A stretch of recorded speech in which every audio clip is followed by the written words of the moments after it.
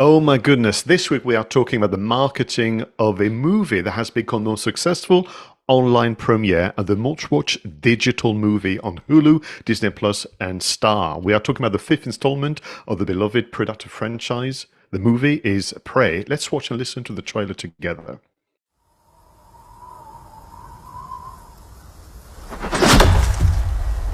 Why do you want to hunt? Because you all think that I can't. I saw a sign in the sky. I'm ready. Maui. Nita.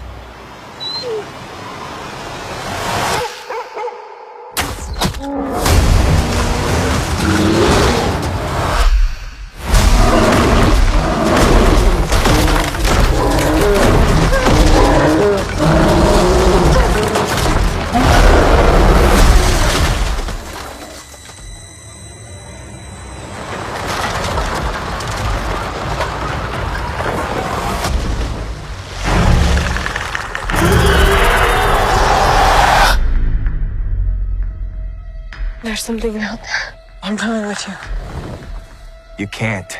I'm trying to protect you. Protect me from what?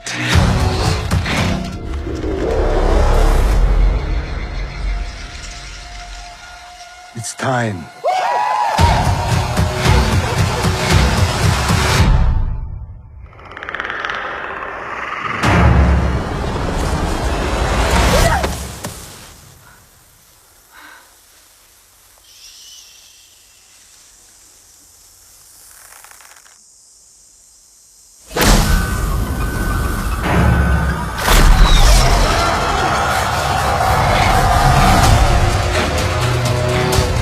It knows how to hunt.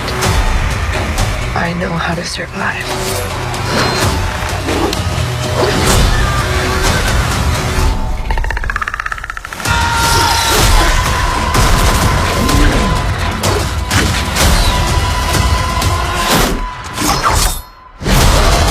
Whatever did this, I can kill it.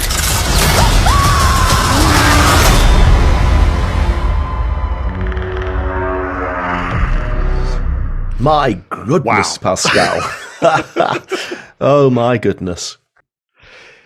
I've watched this twice now.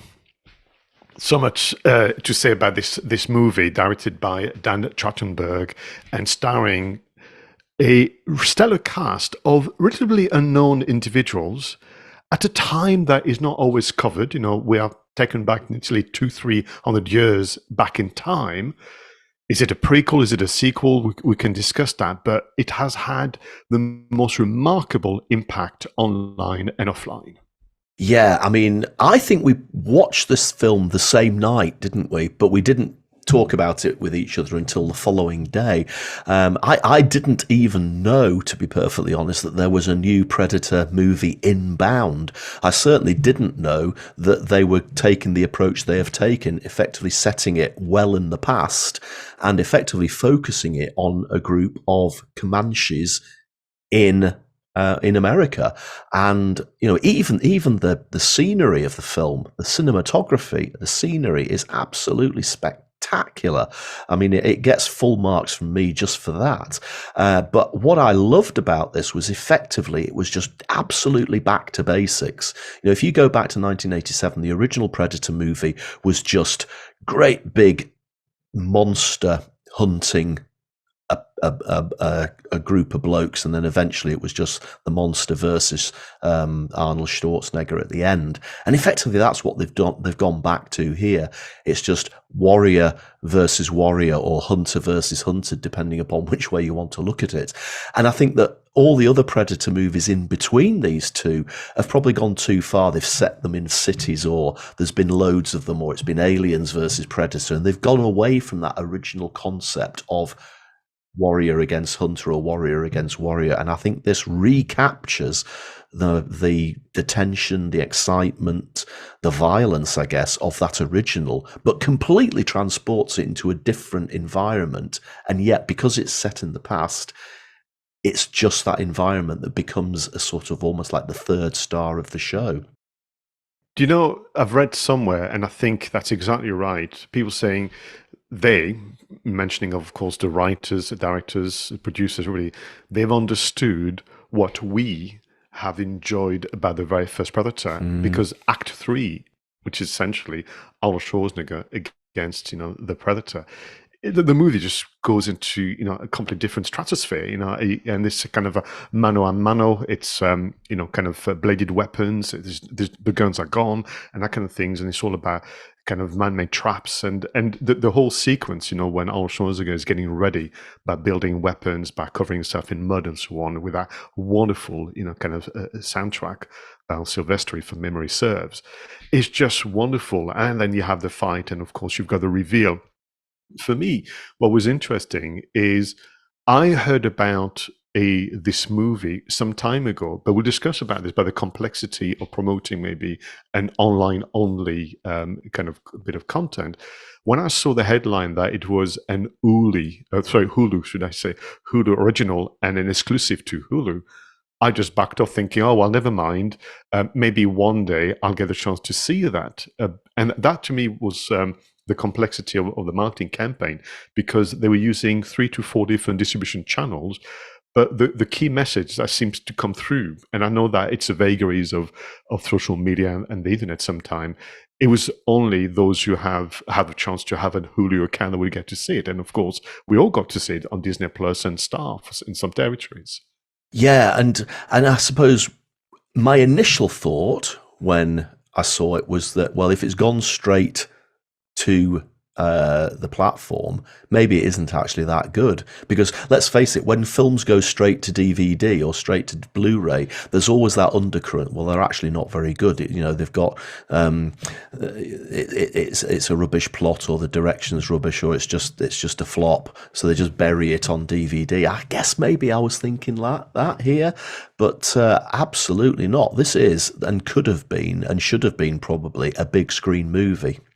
I think it's going to happen and that's it's fascinating, because I find myself reading and saying sentences that we've not said before. And the most successful online premiere, yes, the most watched, digital movie, opening night, that kind of things. This is the territory of big screens. You're absolutely right. I see a future where either it's going to be done officially, or indie cinema is going to create like a Predators weekend, where they're going to be showing this one first, and they're going to be showing all the Predator movies in order. Yeah. For me, the surprise came from how vicious and brutal the creature was compared to previous installments. Much to my delight, I hasten to add. But the combat, the hand-to-hand combat, was just stunning. Yeah, it was. And the special effects, I think, were just perfect. It wasn't over the top.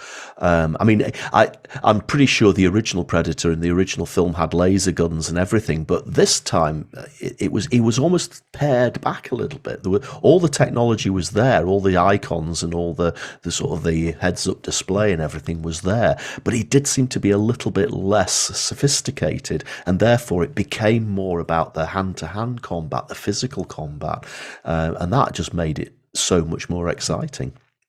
What was interesting with regard to the combat, having watched it twice now, I don't know whether that's the actual truth or just fan kind of getting excited, but they say, oh, this is the first time that the creature has been on Earth, and discovering, obviously. And I was thinking, I wonder, because when I was watching the combat a second time, it had elements of Japanese swordsmanship. It had elements of using almost like a mace, almost from what you would expect from European continents. And the shield reminded me a bit of kind of African tribes as well. That could be just a coincidence, but I wonder whether what we're seeing is a creature that has learned from other nations, and it's working, it's working its way towards the American continent to discover who's the top dog, literally. Well, that's an interesting segue into what I wanted to say next, because, of course, one thing that really impressed me about this movie was how they created the authentic Comanche cultural references in this film. They obviously hired a lot of people to help them with the cultural references, and they've even made a version totally in Comanche language, haven't they? Obviously, there's the English version.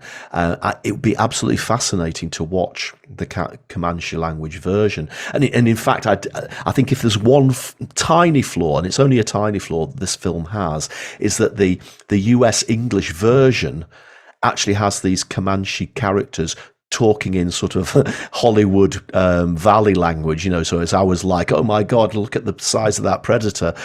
A little, I think they, even though they were speaking English, I think they should have been speaking in English relevant to that time period rather than talking as Americans would talk today. It was only a small thing, but I think the point is, because they got the cultural references so right, I think you're absolutely spot on. They could make another Predator movie set in Japan, set around samurais, or they could have another one set, as you say, in Africa, wherever it might be, and effectively show how this Predator has been sucking in the cultures and, more importantly, the way these cultures fight as part of its adventure.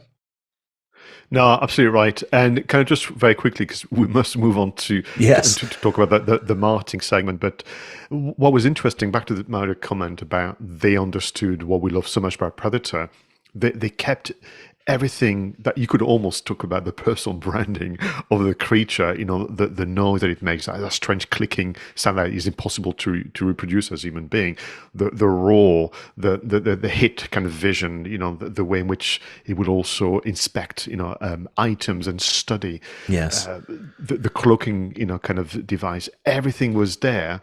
But again, it was almost a situation where we, the audience, knew a lot more than the main characters, and there was an element where we thought, how are they going to do? And they were also giving nods to, for example, not wishing to correct too many spoilers, but when she falls into the swamp, making a nod to the way in which Arthur Schwarzenegger's character discovers mud as a protection, the way they use, the 3 red dots and that sound, everything was there, but it was in a completely different universe, and there was a delight. And what is interesting for you and I, as a segue to marketing, we've observed literally the campaign starting reasonably recently, and the level of buzz and word of mouth marketing that you and I could observe live was so significant. I don't think I've seen a movie of that scale creating that amount of positive reaction. No, and this is really interesting because obviously it went straight onto Hulu. It didn't get a theatrical release. And compared to some of the marketing campaigns that we've reviewed here on the show over the last 2 years, it feels like a little bit of a low-key effort, doesn't it? They've created posters, they created trailers, teasers, there's been TV spots. But, this guy directed Cloverfield Lane, which is another film that we've talked about on the show, and the marketing campaign for that was extremely sophisticated. If I remember, you were actually searching for clues to try and find the location of this place, whereas this film is what I would probably say is just an absolute good old fashioned traditional trailer, poster, and word of mouth campaign. So the movie was released on the 5th of August, so it's literally weeks away from recording this session. And having first dismissed it as I won't be able to see this because it's only for Hulu, you and I were treated to an amazing teaser trailer in the May of this year. And I saw it via Disney Plus, and suddenly I went, oh my God, no, I'll be able to see this movie. And of course, we discovered the title as well at the same time.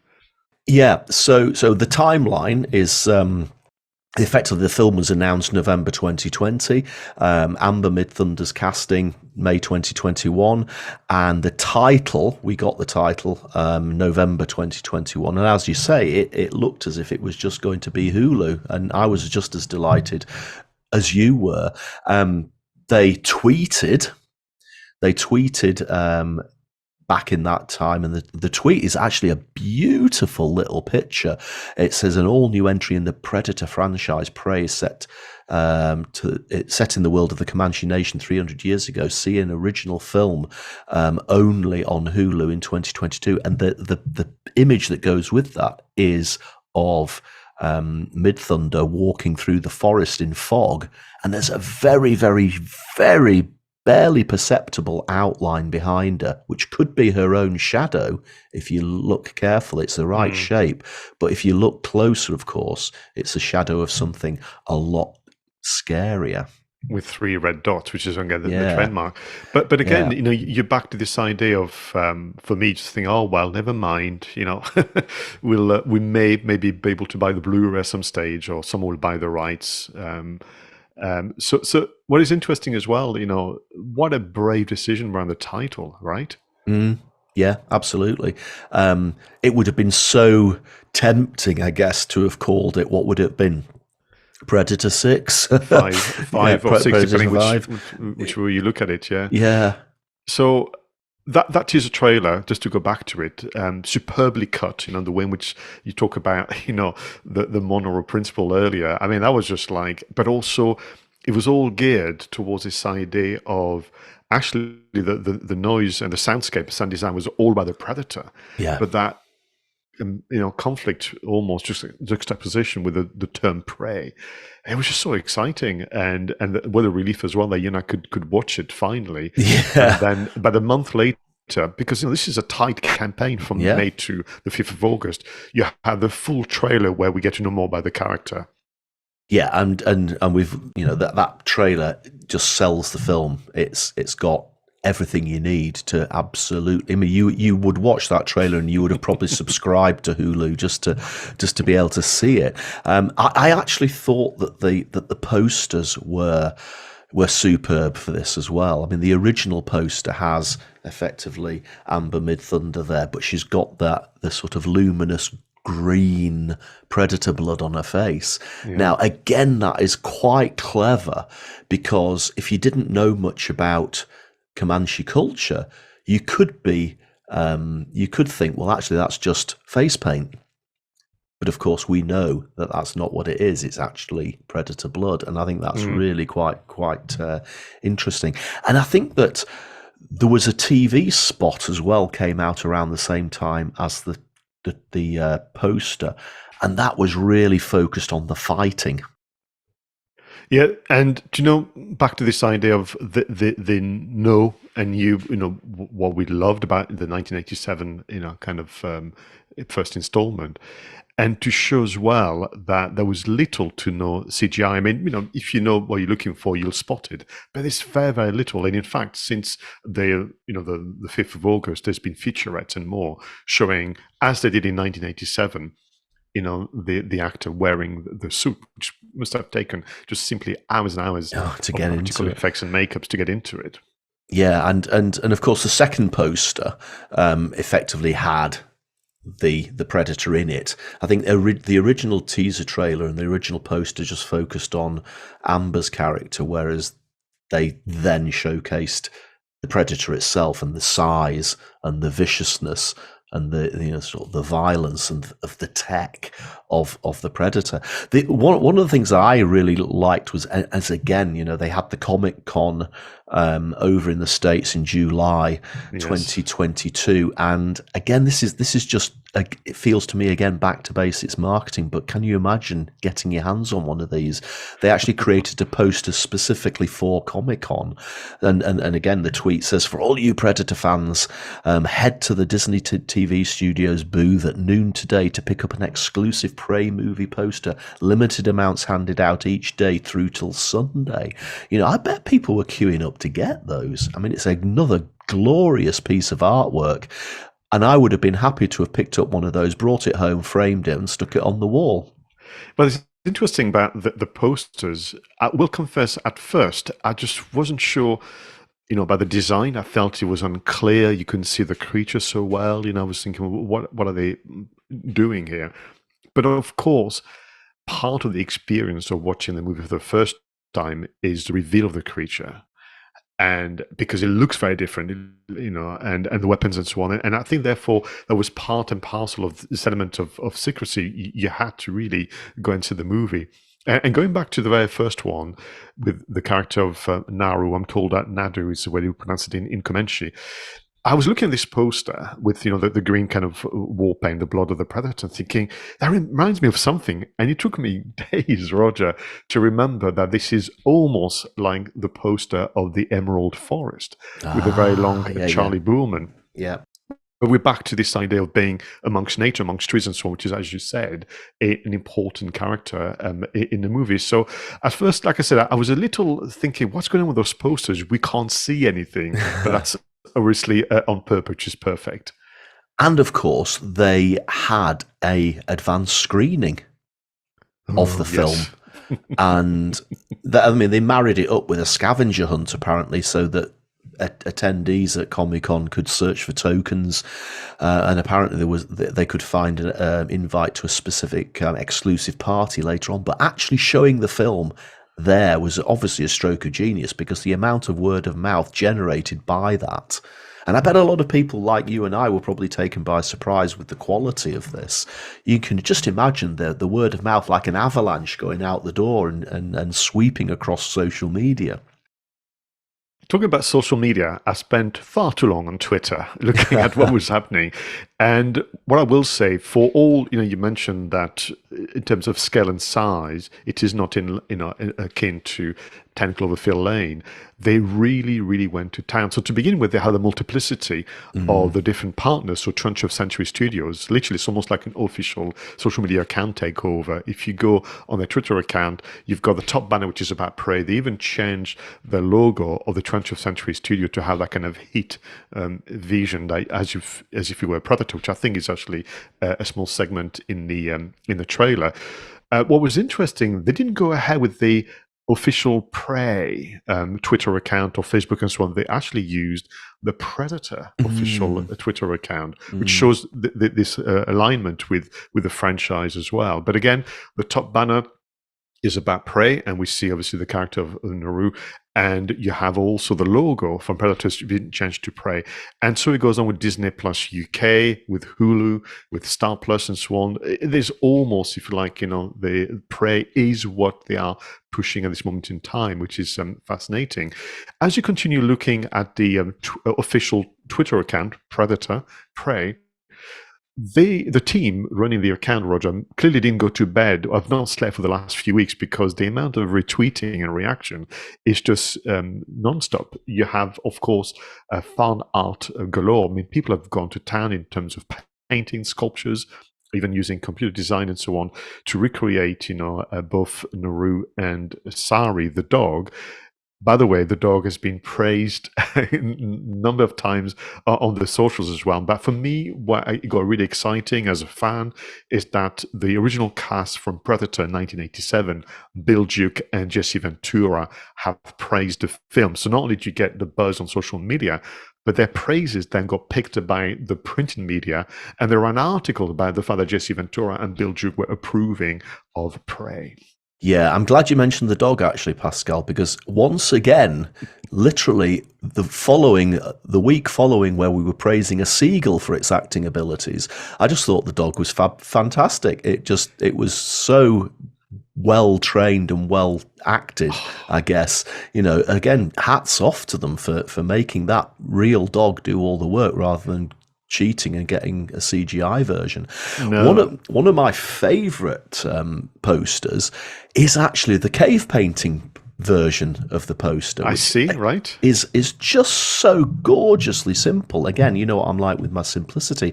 But you've effectively got two versions of the cave painting one. You've got the English version, which just says the word Prey, and you've got the sort of cave painting version of Amber diving off the top, and then you've got the cave painting version of the Predator, and they're effectively just like stick people, aren't they? The way that they've done it. And then the great thing is that they've got the Comanche version as well. I probably won't be able to pronounce Kutamia is the Comanche version of Prey, but again, the poster they've replaced the word with the Comanche version, and I think that's just beautiful. That's absolutely beautiful. Indeed, and that's what we've seen into the closing credits, which has led actually for a lot of fans to speculate whether there'll be a sequel, because if you watch the closing credits all the way to the end with this kind of native artwork, it tells a bit more of the story after obviously Noru comes back to her village. I wanted to quickly mention, with regard to social media and the power of word of mouth marketing, I was very surprised, not surprised, but I was delighted to see, because we don't get to have that kind of examples, often in the film marketing, that every single member of the crew and the cast were able to talk about the film. It felt like whether you were part of the special effects for the creature, whether you actually were the music composer, whether you were someone just making tea, everybody was talking about the film. I even saw people talking about Prey on LinkedIn who were part of the special effects team and so on. So the coverage from the digital point of view was amazing, but that triggered the coverage in more mainstream media. This is actually a very important point that people should focus on, because a lot of companies, we were talking about financial services and compliance earlier on, a lot of companies won't let their staff talk about the company on social media. It's got to be the official account that talks about, the company. But this is a great example. If you empower your staff to rave about what you do, obviously give them guidelines and tell them, the limits as to what they can say, etc. But if you get them involved, the word of mouth just increases exponentially. For me, what has been interesting is they've also used, expected tactics when it comes to social media. So they've repurposed all the praises that came from the media into animations and so on. But for me, in the context of an online premiere and the context of a digital streaming only, to get 92%, kind of thumbs up from Rotten Tomatoes. Yes. I don't think I've seen this score ever from that platform. No, that's right. And I wanted to just mention one thing, I guess, before we draw this to a conclusion, Pascal, is that I came across an article written by, that had an interview with the director in it, where he was describing how the marketing campaign would have looked had they gone for a proper cinema launch. Now, he describes it not in a massive amount of detail. I still think the campaign might have been less sophisticated than, say, Cloverfield Lane, but from what they were saying, they would have spent a lot more time just teasing Naru and her Comanche background and the fact that she's going out into the wilderness to prove herself, and they would have teased her as the individual a lot more. And then there would have been another teaser which involved her having the fight with the bear, which is quite a scary part of the film.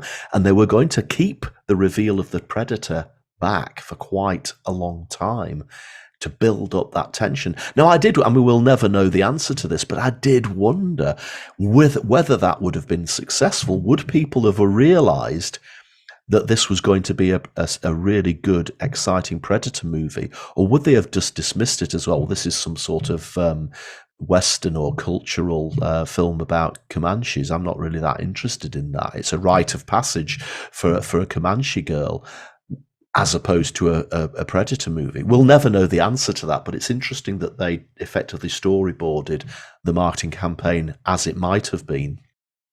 It would be fascinating to get a chance to speak to the director, Dan Trachtenberg, and even his colleague, the writer, Patrick Asen, because there's going to be all this conversation. There's going to be, the same way in the editing room, there'll be things that have been put to one side or in the bin, which may actually make it to the Blu-ray special edition.